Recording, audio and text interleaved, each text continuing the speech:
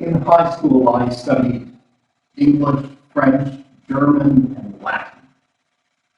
Not bad for a small town high school language arts program. In my undergrad, I added in a whole bunch of computer languages, more than I can count. And in seminary, I added in biblical Hebrew and Greek.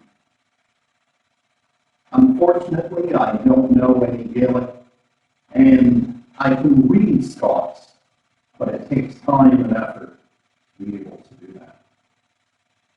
By the time high school was done, though, I was bilingual. I could speak just as easily in English or in French. I could have a rudimentary conversation in German. And I could read Latin texts fairly proficiently. By the time seminary was done, I could read biblical Hebrew with a fair amount of ease. I'm afraid to admit that over the years I've lost most of those skills. If you've ever studied another language, particularly if you've studied it to the point of becoming proficient in it, you know that it isn't just about finding the right words and matching them up to your thoughts in your original language. You know that sentence structures are different, and each language has its own idioms that just can never be translated properly. And I would say that in order to be truly fluent in another language, you need to be able to think differently. For just as language is an important part of culture, to truly speak another language well, you need to be able to change your mindset, be able to adopt a different cultural understanding, to think as native speakers of that language would.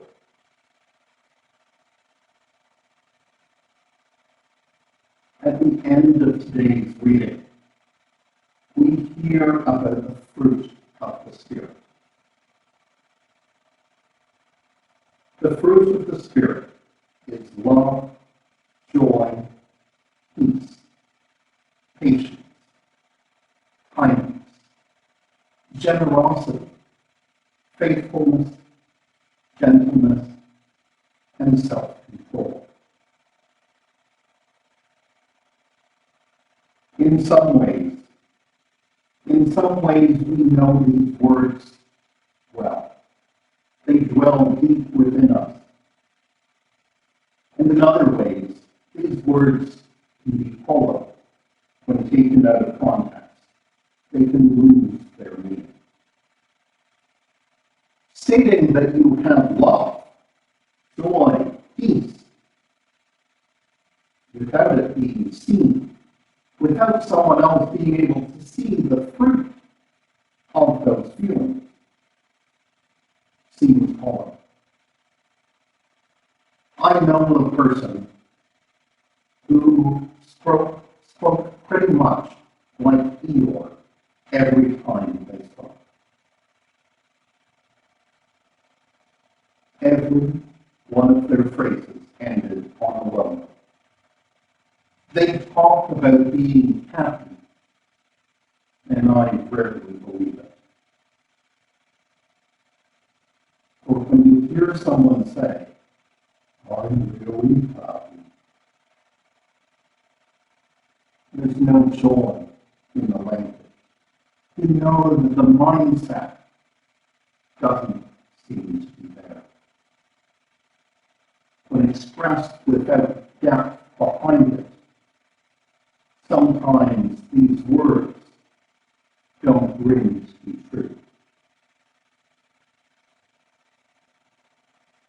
A few days ago, the church celebrated what's called the Feast of the Ascension.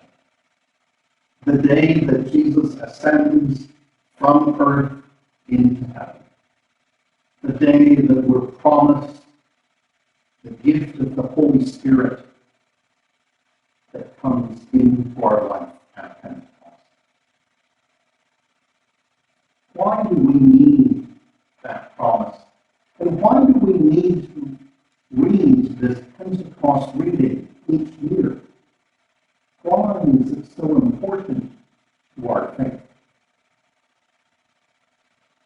Well, without this, we could feel orphaned and alone. I'm sure that the original disciples felt that way. After Jesus dying and rising and appearing to them, and then leaving again, there would have been a hollowness within the disciples, within their hearts, within their beliefs. There are times in each of our spiritual lives when we don't feel connected to Jesus. Those times don't often run up against the church's calendar all that neatly. There are times that we feel that God is distant. There are times that we need to hear the promise and the gift of the Holy Spirit in order to reset our own lives. That's why we celebrate this festival, the great festival of Pentecost, each year, to remind ourselves of God's promise to be with us, to remind ourselves that God's story involves coming into the world, to remind ourselves that we are never truly alone.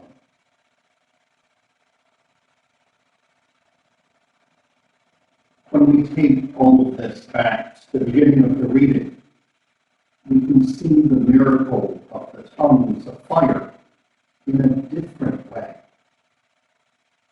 We can see the speaking in other languages in a different way. For see, understanding of language is also about understanding the thought process that is behind those spoken words. Understanding the language means understanding a culture and understanding the stories that that culture is based upon. If we had to figure out a language of God, I think we'd probably end up with this as the language. But what does it mean?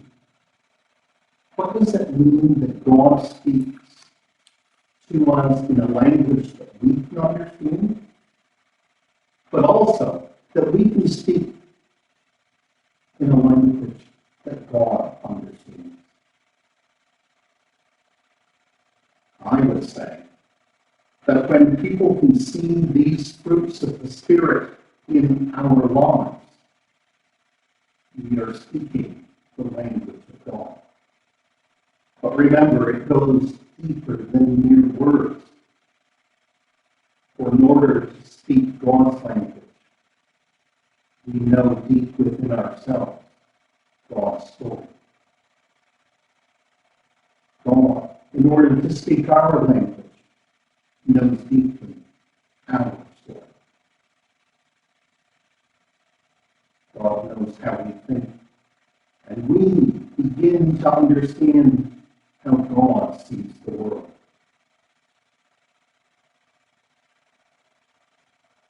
When we get to those moments of deep understanding, of love, joy, peace, patience, kindness, generosity, faithfulness, gentleness, and self-control, when we get to those moments, the fruit of the Spirit is increased around the world.